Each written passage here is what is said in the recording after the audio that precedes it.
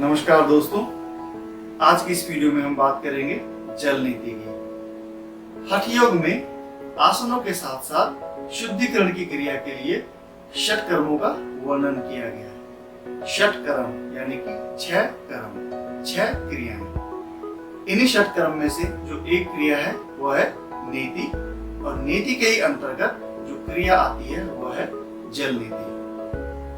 सामान्य रूप से आपने नोटिस किया होगा कि आपकी कभी कभी नाक बंद हो जाती है या एक ही नोस्ट्रल चल रहा होता है।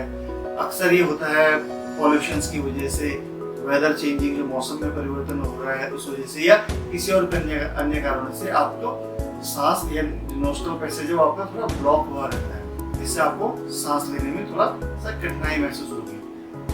अक्सर हम बात नोटिस नहीं कर पाते, पर हाँ, जब आप आसनों का अभ्यास कर रहे हैं उस टाइम आपको ये जरूर महसूस होगा कि आप प्रॉपर ढंग से सांस नहीं ले पा रहे हैं। जब प्राणायाम की आप प्रैक्टिस कर रहे हैं तो आपको ये जरूर महसूस होगा कि आपका जो नोस्ट्रल पैसेज है वो थोड़ा ब्लॉक हो रहा है। जल नीति की जो क्रिया है वह आपके नोस्ट्रल पैसेज को पूरी तरह से खोल देती है।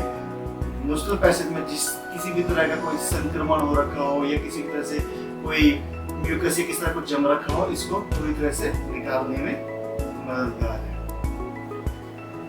प्राण, जो 2 प्राण प्रवाह एड़ा और पिंगला नाड़ी है, उनके बीच में संतुलन बनाने में जल नीति का एक बहुत बड़ा उपयोग है। शारीरिक और मानसिक संतुलन बोथ रूप में जल नीति बहुत कारगर साबित होती है। सिंपल प्रैक्टिस है, आपको एक हल्का गुनगुना पानी लेना है, उसको एक नीति पॉट में रख के एक नोस्ट्रल से डालना है, दूसरे से निकालना है, और दूसरे से डाल के पहले से निकालना है। आगे इस वीडियो में हम इसके बारे में डिटेल में बात करेंगे, साथ ही साथ इससे होने वाले लाभ और हानियों के भी बारे में बात करेंगे। तो चलिए देख लेते हैं जल नीति को कैसे किया जाता है। ठीक है, तो जल नीति की क्रिया के लिए हमको जो 3 चीज़ों की आवश्यकता है: पानी का जग जिसमें मैंने पहले से नमक मिला रखा है, जल नीति पॉट, और जब आप जल नीति करेंगे जो आपका दूषित पानी निकलेगा उसके लिए एक बकेट। अगर आप फ्लोर पे कर रहे हैं, अगर आप वॉश बेसिन खड़े होकर वॉश बेसिन पे कर रहे हैं तो इसकी आपको आवश्यकता नहीं है। ठीक है, तो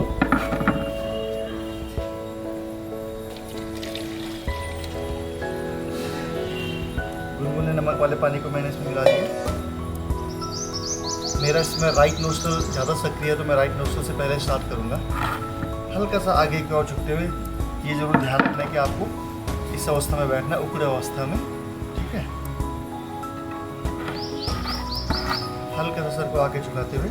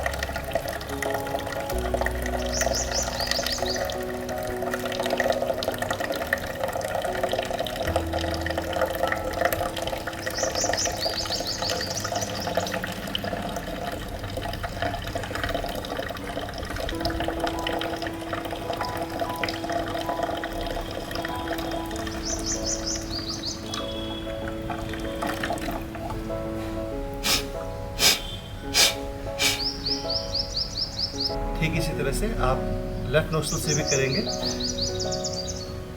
जितनी मात्रा में आपने राइट नोस्ट्रल के लिए पानी लिया था उतनी मात्रा में आप लेफ्ट नोस्ट्रल के लिए भी लेंगे।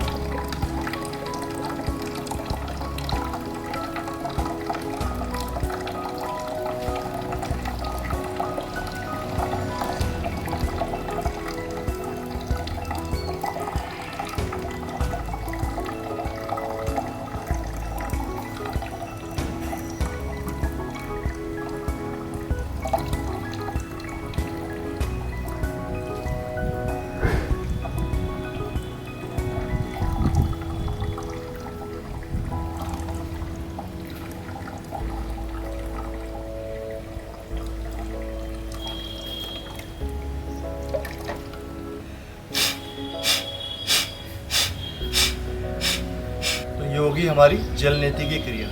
इसके बाद बहुत ज़रूरी है जो आपकी नासिका क्षेत्र में जो बचा हुआ पानी है उसको बाहर निकालना। उसके लिए हम खड़े होकर अभ्यास करेंगे। तो सबसे पहले जान लेते हैं जल नीति क्रिया करने के लिए हमको क्या क्या प्रिपरेशन करके रखनी है। हल्का गर्म पानी, पानी का टेम्परेचर बहुत ही हल्का हो, ठीक है, जितना शरीर का तापमान है लगभग उतना हमको रखना है। नेति पॉट, ये जो नेति पॉट है वो एक लोटे की तरह होता है जिसमें एक लंबी सी टूटी निकली होती है। नेति पॉट आपका तांबे का, मिट्टी का या प्लास्टिक का हो सकता है। नमक जो कि हम खाने में यूज करते हैं वो वाला नमक आप ले सकते हैं। और एक पानी का जग जिसमें आपको गर्म पानी करके पहले से रखना है। एक आप टॉवल यूज कर सकते हैं जिसको आप बाद में क्रिया के बाद यूज करेंगे, ठीक है। अभ्यास की स्थिति, जल नीति या तो उकड़ू अवस्था में बैठकर, उकड़ू यानी कि सब घुटना मोड़ के जो हम बैठते हैं, कागासन अवस्था, उसमें कर सकते हैं, या आप खड़े होके भी कर सकते हैं जिसमें खड़े होके आपको अपने घुटने को मोड़ के थोड़ा सा आगे की तरफ झुकना है, उस अवस्था में कर सकते हैं, ठीक है। अवधि, जल नीति की क्रिया को आप अपनी सुविधा अनुसार प्रतिदिन कर सकते हैं जो कि सबसे बेस्ट है। अदरवाइज आप हफ्ते में 2 से 3 बार इसको कर सकते हैं।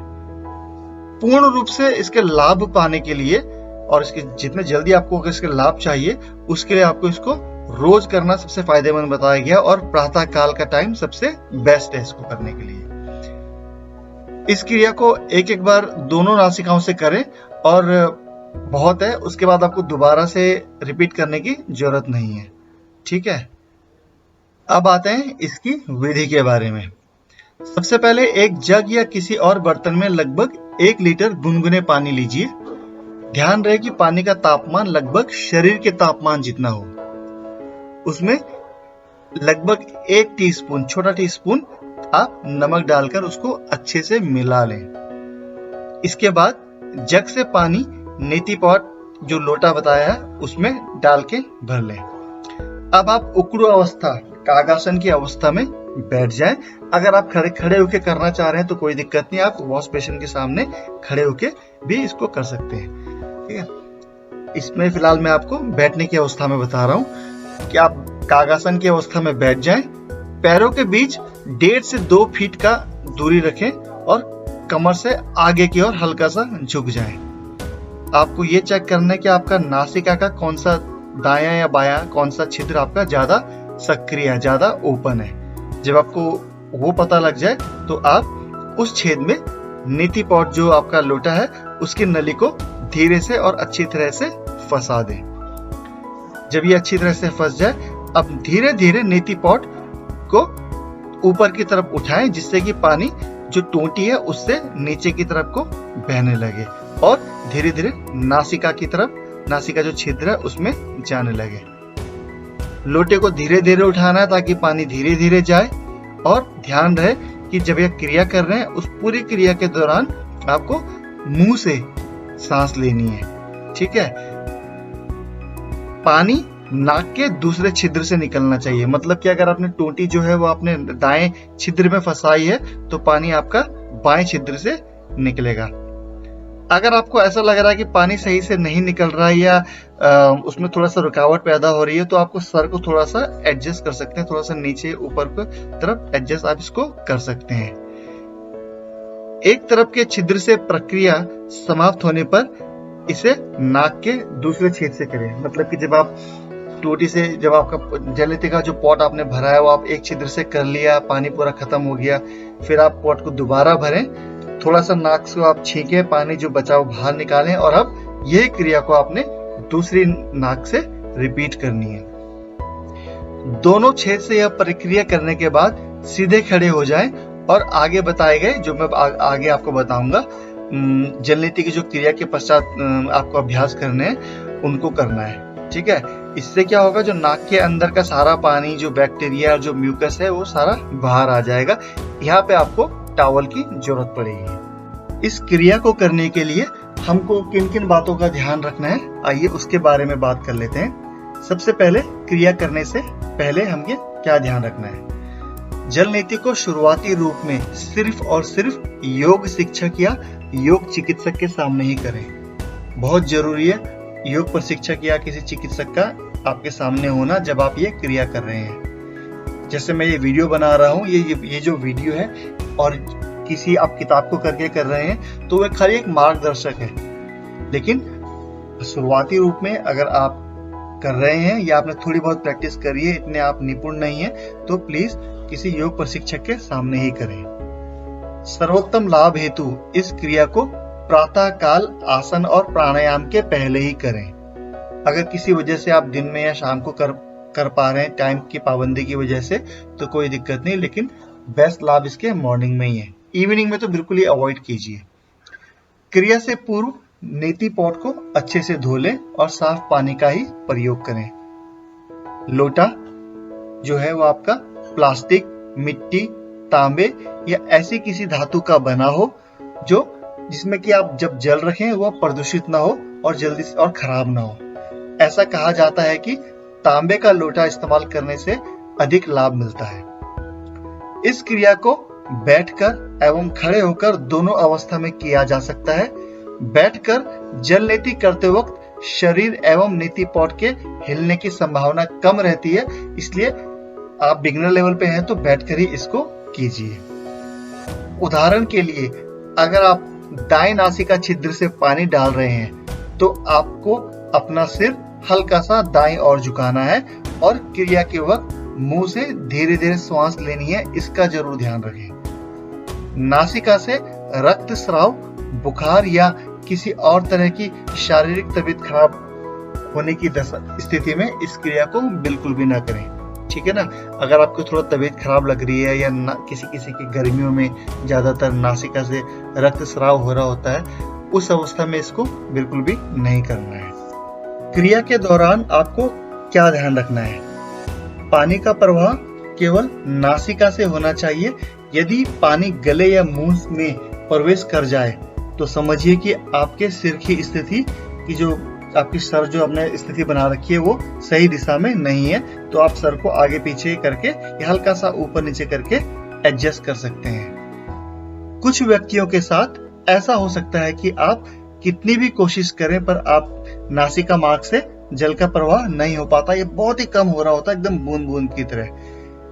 ऐसा नासिका की संरचना की वजह से भी हो सकता है, जो नासिका की जो अंदर बोन्स का जो स्ट्रक्चर है उस वजह से भी हो सकता है। इस अवस्था में आप जबरदस्ती ना करें, जबरदस्ती अपनी जो टोटी है पॉट की उसको इधर उधर फंसाने की कोशिश ना करें। बेस्ट है कि आप किसी चिकित्सक से या योग प्रशिक्षक से इसके बारे में परामर्श करें। जल नीति क्रिया का सबसे महत्वपूर्ण पार्ट जो है वो है क्रिया के बाद।